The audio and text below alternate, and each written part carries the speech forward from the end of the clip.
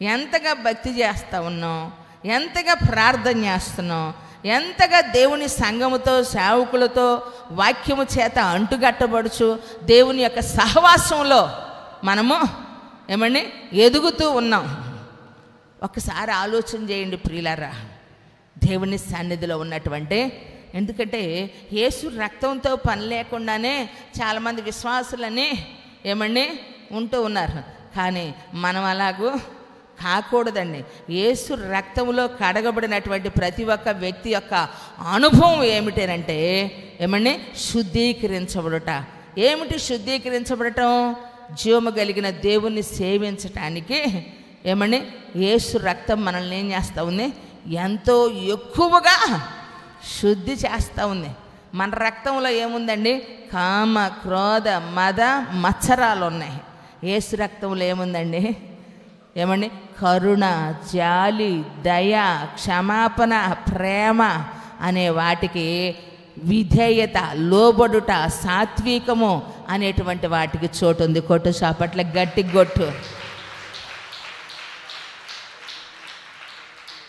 ఇప్పుడు మీ పక్క వాళ్ళకి ఏంటి బ్రో అనను ఒకసారి, ఏంటి సిస్ అను. సిస్ అంటే సిస్టర్ అని, ఉస్ అనమాక సిస్సు.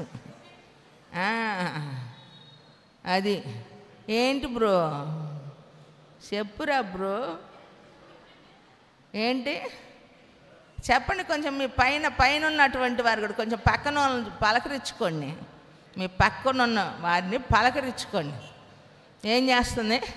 జీవము కలిగిన దేవుణ్ణి సేవించడానికి ఎంతో ఎక్కువగా శుద్ధి చేస్తుందట.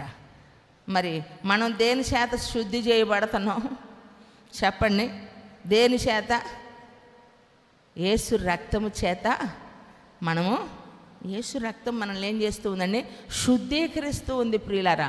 అనుదినము జీవము కలిగిన దేవుణ్ణి సేవించటానికి ఏమండి దేవుని సన్నిధిలో.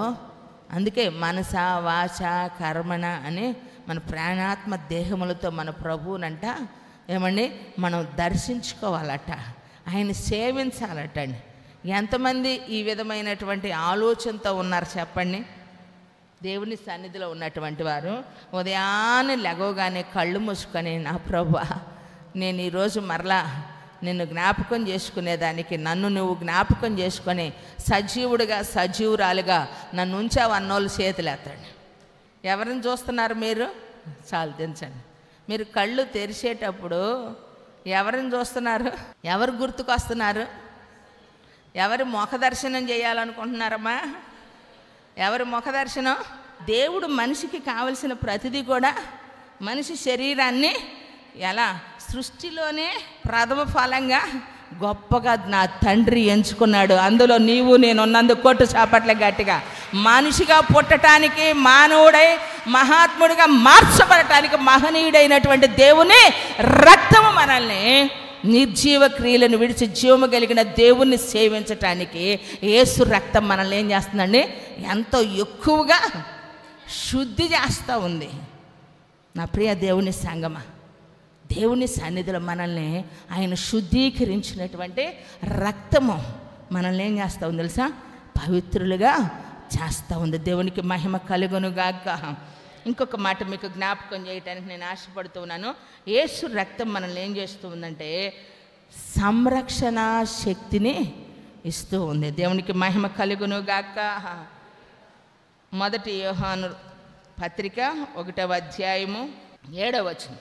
అయితే ఆయన వెలుగులోనున్న ప్రకారము మనమును వెలుగులో నడిచిన ఎడల మనము అన్యోన్య సహవాసము గలవారమై ఉందుము.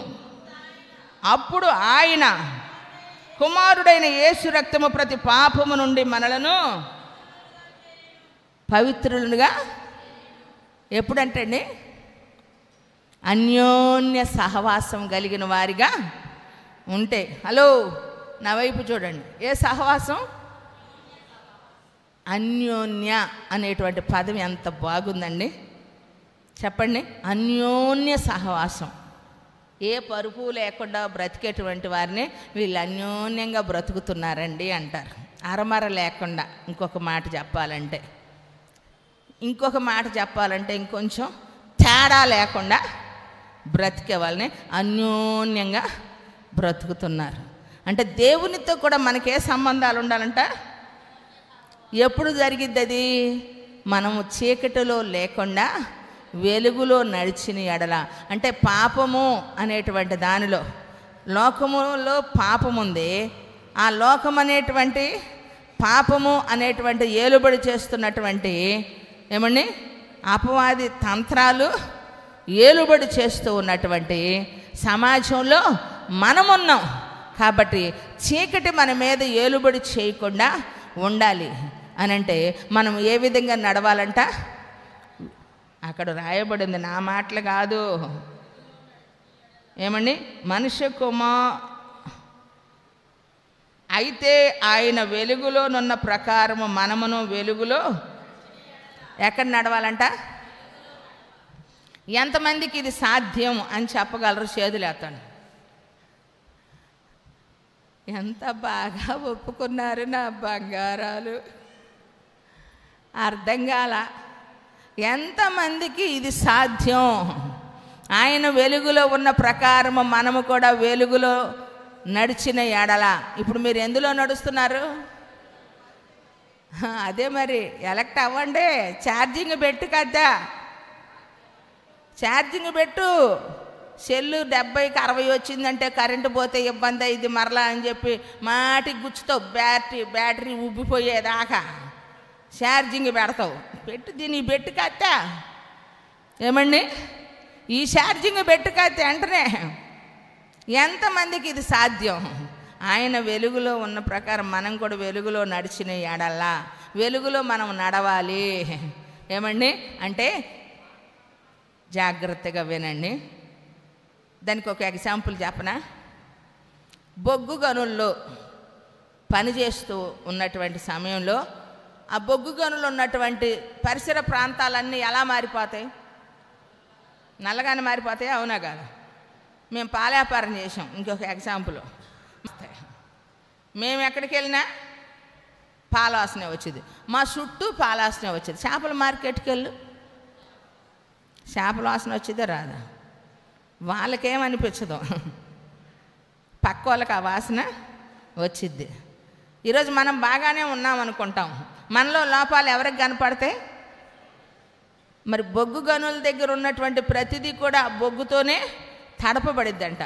ఒక వ్యక్తి బొగ్గు గనుల్ని విజిట్ చేయటానికి వెళ్ళినప్పుడంట ఒక పుష్పం అంటండి తెల్లగా నిగలాడిపోతూ ఉందంట. అప్పుడే పూసిన పుష్పంలాగా.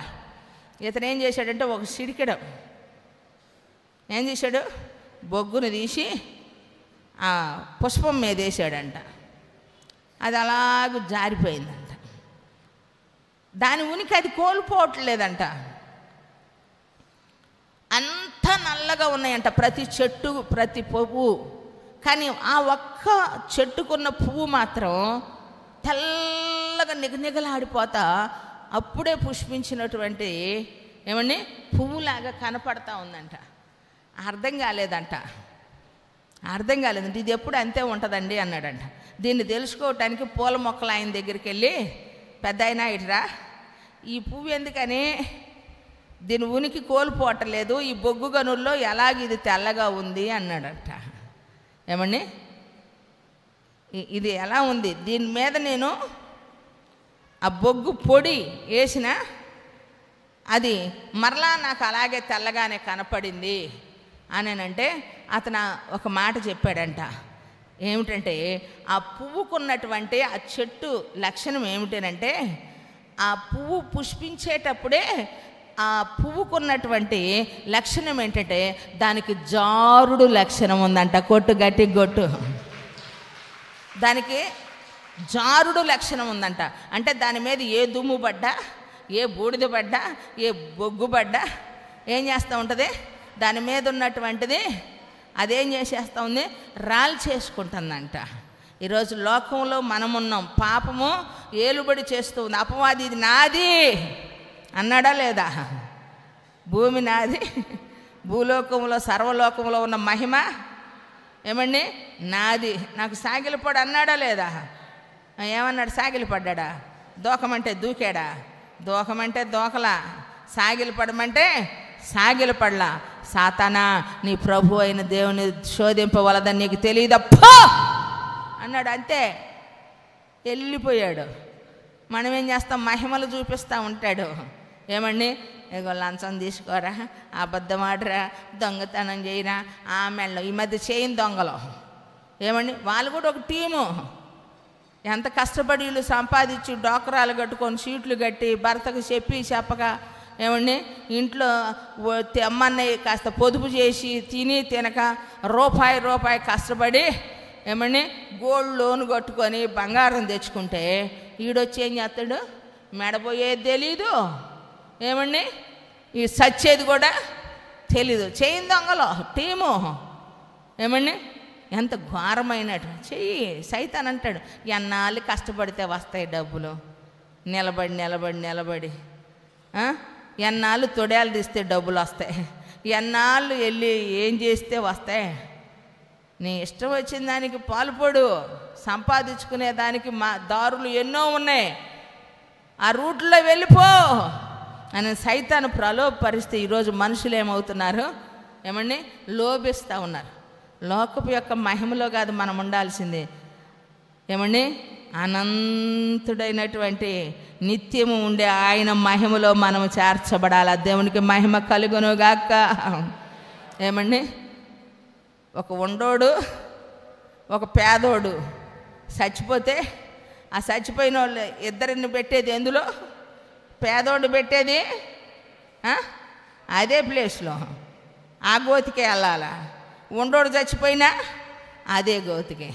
ఏమండి కారణం ఏంటంటే మనిషి చచ్చిపోతే పాతి పెట్టడానికి 6 అడుగులు 6 గజాలే స్థలం. ఏమండి అది ఉన్నా లేకపోయినా మనకు వెనక ఏమున్నా లేకపోయినా తీసుకొని వెళ్తారు. దానికి ఇబ్బంది పడాల్సిన అవసరం లేదు. కానీ నిత్యమైన ఆయన మహిమలోనికి మనము వెళ్ళాలి అంటే ఆయనతో మనము ఆయన వెలుగు కనుక వెలుగులో మనము నడిచిన అన్యోన్య సహవాసము కలిగిన వారమై మనం ఉన్నప్పుడంట యేసు రక్తం మనల్ని ఏం చేసిద్దంటండి? ప్రతి పాపము నుంచి మనల్ని పవిత్రునిగా చేసిద్దంట. చప్పట్లు కొట్టి దేవుణ్ణి స్తుతిద్దామా?